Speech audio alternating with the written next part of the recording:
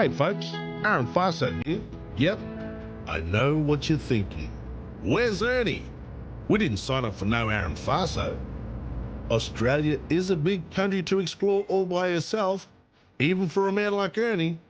He's asked yours truly for some help, and that's something I just couldn't refuse.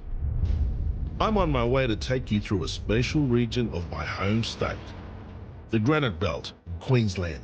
Tucked away on the flank of the Great Dividing Range, this charming mountainous region is known for its abundance of vineyards, orchards and flowers. Stanthorpe is the Granite Belt's capital, and among other things, holds a record of being Queensland's coldest town. For this North Queenslander, that's nothing to be proud of. But alas, we all need to step out of our comfort zone sometimes, and now is my moment.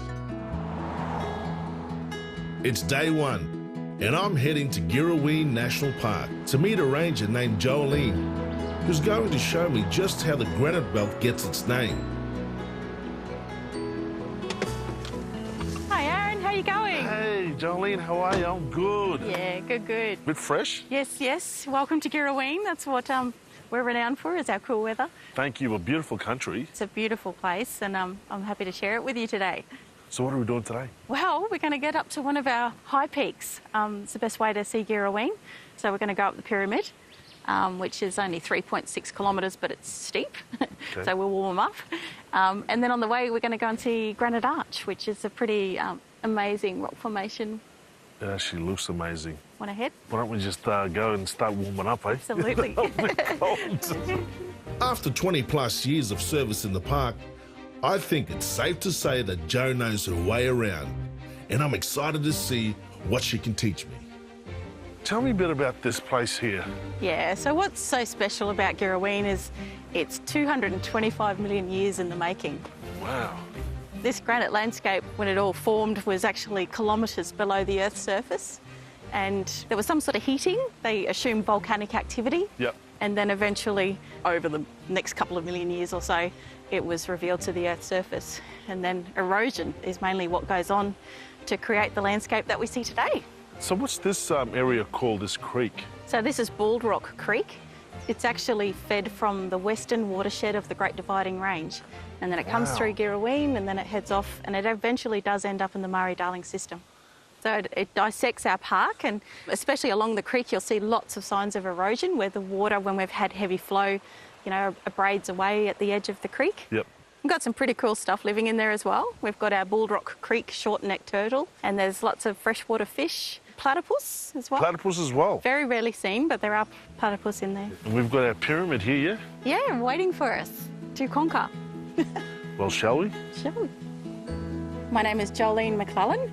I am currently the ranger in charge for Girraween National Park. And yeah, I've been here for 24 years.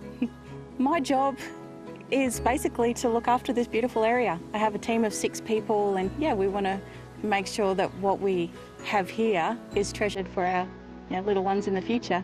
So yeah, it's a pretty awesome job. So Jolene, when we're walking through here, what are we seeing here? Well, the obvious feature that you're seeing here is our beautiful balancing boulders. They're all throughout the landscape in Girraween.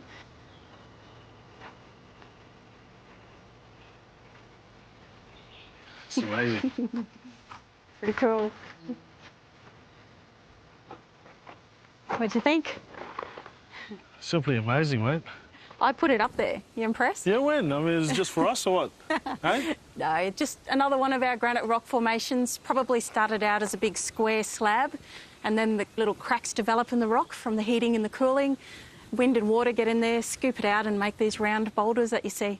Yeah, So over I mean, it's time, 225 million years we're talking. 225 million years. So even though it looks like it's 3 separate rocks, it's actually one whole rock formation. Okay, Well, shall keep we? going. You warm yet?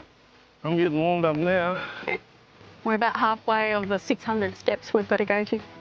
The whole place with Ernie Dingo. Climbing mountains in Aaron Farso. Born in New Zealand, my dad is an Aussie, mum was a Kiwi, so we came to Australia and sort of made a life here. as soon as I got to Australia, there's a little 10-year-old seeing Australian wildlife, kangaroos, and learnt about wombats and platypus and cassowaries and crocodiles and all these amazing creatures that we have in our country. I thought, yeah, that's what I want to do. I didn't actually do very well at school. I had to go back to university when I was 24 to gain the skills that I needed to then be able to put my hand up for such a position. Yeah, I did get a lucky break. I got an opportunity to work at Girraween for 10 weeks. So I took a risk. I actually left the job that I had in a wildlife sanctuary in Brisbane to come here, work 10 weeks, and then I hung around. I did some volunteer work and worked in some orchards, picking cherries, and just stuck around until the position became available, and I went for it like everybody else and got the job. There you go, Aaron. First part of the mission complete. See, that was a burner, man. I hate to tell you, but we're only halfway. We've got the rock face to climb now. I can see that. Well, all right. You ready? Ladies before gentlemen. Okay, I'll race you. You already win. As we make our way up the pyramid, I'm starting to think I might have bitten off more than I can chew with this one. Jolene, on the other hand, she's making it look easy. All right, not far to go now. Not far to go. Need a breather? Yeah, man. Ernie wouldn't let me live it down. Come on, let's go. You should be here. Let's go. Okay.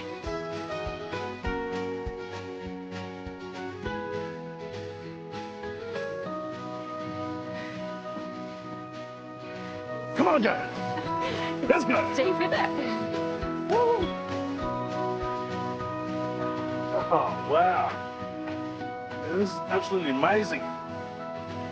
Woo. Wow. Now, Jolene, I thought I wouldn't admit it, but I've got to agree with you. This is special country. Tell me about this place. You've got Mount Norman over here, which is the highest point of Girraween at 1,267 metres above sea level. We've got Castle Rock, which is in the middle, and the Sphinx and the Turtle Rocks behind. So all very popular walks. And then across the border, we've got New South Wales, and there's Bald Rock National Park. So it adjoins with Girraween. So we have this really large protected area that's reasonably close to Stanthorpe. It's only half an hour from Stanthorpe. I understand that there's some other fascinating rocks and boulders to see while we're here? Yeah, you've got to come and see the Balancing Rock. It's just a little way from us now, and it's what everybody loves. They love to try and push this rock over. Okay, I don't think I'll be doing that, but we'll just suss it out, shall we? Sure. After you. Okay.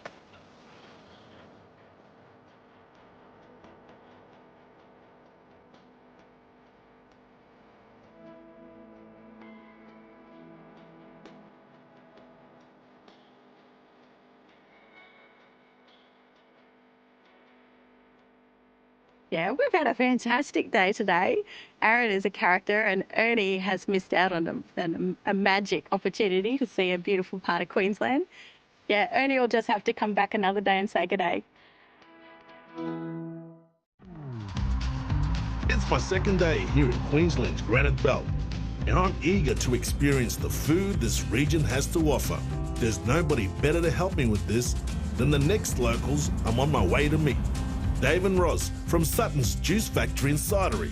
From humble beginnings, Dave and Roz have become something of apple entrepreneurs with their ever-expanding range of handmade products. From juice to syrup to cider and butter, Dave and Roz use apples in every way imaginable to create products that have people coming back for more. Rumour has it that they make the best apple pie in all of Queensland. Now that's something I'm eager to put to the test. Dave, how are you, mate? Oh, Aaron, how are you? I'm really well, thank you. Welcome to Sutton's Farm, and today we would like to show you around and show you some of the things that we do here. And I believe you're left-handed, which we've been looking for a left-handed apple peeler for some time. All right, might be a new career change. That's true, yes, yeah. So let's get into it, We'll shall we? go and check it out. All right. Okay. Wow, so this is it, huh? This is it. This is where we do our juicing. So what have we got here? This is our bottling line, so all our bottles are here. They all hold a litre each, and they go onto the bottle filler here, then go onto the capping machine. I want to get into this because I think so. I want to see if this left-hander can I think you'll go Into this well. bottling. I just see. Well, let's get into it. Get into it. My name's David Sutton and I'm co-owner of Sutton's Juice Factory Cidery and Shed Cafe located at the Limber on the Granite Belt. So we produce a range of products such as apple juice, alcoholic cider, brandies, liqueurs, as well as our food and our cafe. All right, Okay. Dave, so what are we doing? Get the bottle, push it up like so, and let it fill. So you can start to do that. You can fill all those up All right, so just like that. Yep, so they're Yep. straight. All right, how's that, Dave? Is That's that good. Another two here. Fill them all up. Okay. And there's some lids. Like put the lids on. You got to let them get right to the top before you put the lid on. That Yeah, one's right. We don't want to shortchange anyone, eh? No. Oh, there you go. Is that full, That's yeah? right. Yeah, that's right. That's it. Okay, there we go. Stand by now. You're supposed to have it full again. That's the general idea. All right. All right. Woo! He's a hard taskmaster. He's on my case already. You're definitely getting the hang of it.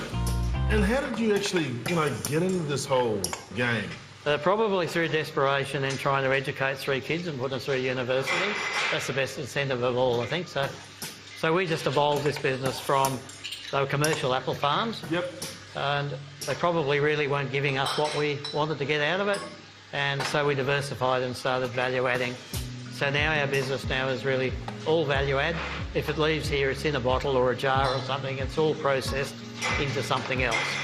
We need to get as much out of it as we can to be able to control our market. Well, Dave, we're nearly finished here. You've done exceptionally well here, and I don't think it'll be any issue. I'm sure you'll be slip right into it. Our orchard is really only a very small percentage of our overall business. For my day then, it's basically taken up with processing. And we try and do at least 2 things. Like today you could see we're actually processing apples, but we also have product already made to be bottled first thing tomorrow morning. Then by tomorrow afternoon we've actually moved on to something else. Start your machine. The machine, and you just... On there. Yep. That's it. All right. Well, that's not bad for a first one. No, that's right. Oh. Yeah. That one's probably not quite as good. No, I think that one just missed out. That's better. There you go. There you go. You're making me wild now. When I get wild, I get good. So this is just like a big kind of slinky machine that does all your apples. Yeah. I need to buy my mum one of these. I think so. So Dave, you're pretty well known for your apple pies around the region. How many would you go through of the apples per day or per week? Okay, so my part of the job is that I cut the apples this stage and then cook them in the cooker. So I cut up and cook about 25,000 kilos a year. 25,000 kilos a year? Yeah, I spend a lot of time sitting here peeling apples. Then my wife takes over from there with her staff and then turn them into pies. On the busy days, we use 60 or 70 pies in a day. I'm Ros Sutton and I'm co-owner of Sutton's Juice Factory Cidery and Shed Cafe. Well, when I married Farmer Dave, he was a farmer. He was growing grain crops and he had cattle on the property in Western Queensland. From there, we purchased a prawn trawler and we owned that for 16 years. Then we decided to change again and we ended up buying an apple and stone fruit orchard. We wanted to do something where we had more time with our children and doing something that probably involved them a little bit more. We're going to make apple pie and I've got pastry ready for you. Make sure we wash our hands properly. And there's paper there to dry them. Follow me. Nervous. You ready? Make me nervous. Let's Okay. put some pastry in our foil container. Hang on. No, wait, you go Oh my goodness me. Haven't you done very much? No. Get about, hang on. So My spread servings it around. are generous. Press it down like I'm pressing mine down. Okay, hang on. Can we just make a gutter around there so that your lid's going to fit on? Okay. We want that lid to sit over. Oh, you're a champion. Perfect. The pastry lid is going into the gutter, right? Can I just tuck it in here like this? See that? Ah, there you go. Can you look? That's terrific. You're a bit of a champion at this. Yes. We want a bit of crunch on the top. We do. So what The do we trick do? is not to put too much on there. Yeah, but so I like going overboard. Hey, you just worry about your pie. it's Where I growing come from is taller. very mountainous, okay? So I'm just replicating the boulders of the Granite National Park. If I were you, I'd put a great big A on the top of yours. Yeah, okay. A for Aaron's apple pie. Perfection. This is my first ever apple pie. This is my first ever pie ever. I'm so pleased I could help you with it. And this is heavy too, eh? Yeah, they are. 2 kilos of apples. Hey, Aaron. look out, 2 kilos. Mine's probably 4 kilos. You did make a mountain. When it's cooked, oh, they're still hot. Well, That's what it should look like. But here you are, you take one home so you'll know what it tastes like. this smells so good, Roz. Perfect.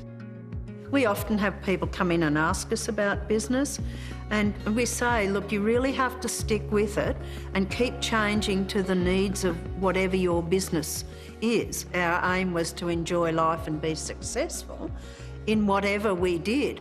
And then as we went along and went into each new venture, we weren't afraid to change. And so we just went into each new venture with a positive mindset and being positive about it. And I guess that's what makes it work. You know, you just believe in yourself and believe in what you're going to do. It's my last day in the Granite Belt, and I'm on my way to meet an old friend who holds a very special place in the Indigenous music landscape. Legendary, at the very least. This is someone who made a career through his masterful blending of politics, poetry, protest and pride into a special flavour of blues that still rings as true today as it did 25 years ago. That's right, I'm on my way to meet Kev Carmody. Well, the man, the music, and the legend, Kev Carmody. Legend, Legend, Legend, yeah. And here we are, the infamous Solar Studios. Yes, no celebrities come out of here. Oh, well, I better stay here then. Well, my name is Kev Carmody. My maternal side, I'm from the Bunjalung tradition. Our mob come up to this area here where we sit. My grandfather was born in the bush in the middle of Lakefield National Park on Cape York, Lama Lama country. This song was written about 1968, called I've Been Moved.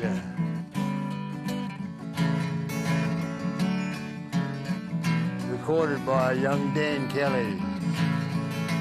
I've been moved by the wind upon the waters and the shadows the leaves blown.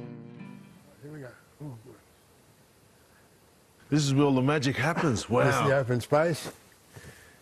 All those CDs there, that whole stack is what's been recorded in here. But no, like just that feel of the place, and it is an old fruit packing shed.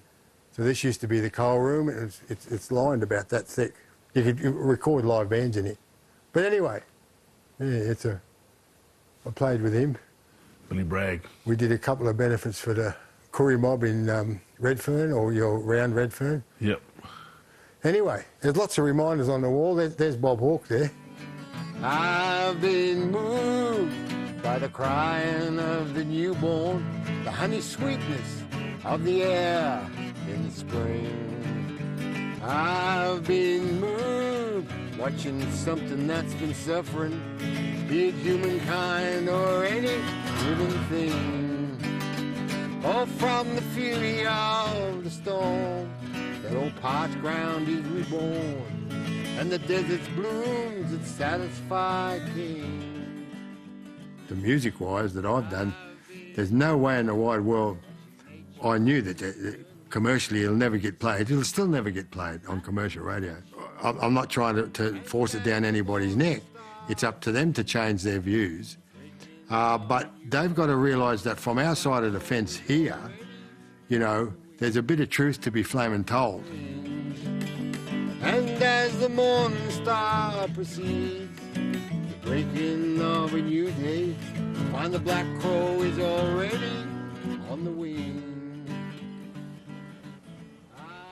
Kev Carmody, Yes. what was your inspiration? And old people. They taught me so much. I mean, I felt as if I had a responsibility that if I ever had a chance out, Yeah. I'd give it a go, and I knew what I was going to say, and it might upset some people, but stuff it, it's coming from our point of view anyway. 2017, you know, the pleasure of hosting Yarbin, and you were the headline for that particular day. And I tell you, when you came out with From Little Things, Big Things, everyone was waiting on that one. Well, gather round, people. I'll tell you a story, any long story, of power and pride about British law. Tell me about that. You've got all those people from so many different cultures out there. They were. When you look out in the crowd, you know, and there's the former head of Triple J right there, yelling out. And you just think, right, that song now has gone out there. What was the inspiration to come into this particular country, you know, to the Granite Belt and to I mean, who are the traditional owners? Are the Camberwell? Camberwell, yeah. Camberwell people. And it's right on the boundary of Bundjalung, Camberwell. The thing is, it was a real gathering area coming up from the coast, especially like the genealogies. Like you sit down with some of them old people. Yeah. And they got thousands. It's remarkable. What advice would you impart to the next generation? Oh, well, I've probably said it before, but the thing, I reckon, is to be yourself, you know? Don't try and be what people want you to be. And, like, I'm so proud to see us mob that are doing, the young ones that are doing the rap, that are doing the hip-hop, you know? Because you know it's ours, what they're doing. Musically, we're doing real good. And I think we just got to get it focused again back onto, right, well, Black lives do matter. Let's do something. We've been talking about it before the American thing blew up. Uncle Kev Carmody, it's been such a pleasure to be out here, you know, in Camberwell country and to talk about your music and the history behind your music as well. Well, thank you very much for having me, and it is a real pleasure, you know, and a privilege to be in Camberwell country that joins Bundjalung right there. Absolutely. Thank you, Mob. Well, folks, my time in the Granite Belt has come to an end. I leave feeling grateful to be given the chance to experience this wonderful region and take a moment to reflect on the locals who I got to meet along the way. From Jolene, a passionate individual who takes on challenges with an infectious smile and a can-do attitude. The hike was a burner, but I enjoyed every moment. To Dave and Roz, a pleasant couple who are just as hard-working and driven as they are kind and welcoming. Fair to say, I'll be back for more of that apple pie. And finally, to Kev, a man whose wisdom and charisma knows no bounds. You're a true legend, and I say thank you, Uncle. It was an honor. Each of you have given me a true appreciation of what this unique piece of Australia has to offer. Until next time, farewell. Himeso, Aweswao. A vast web of corruption festers in a small town in Texas, and an ambitious detective plans to snuff it out. It's the stirring new mystery starring Rosario Dawson, Briar Patch, now streaming on SBS On Demand.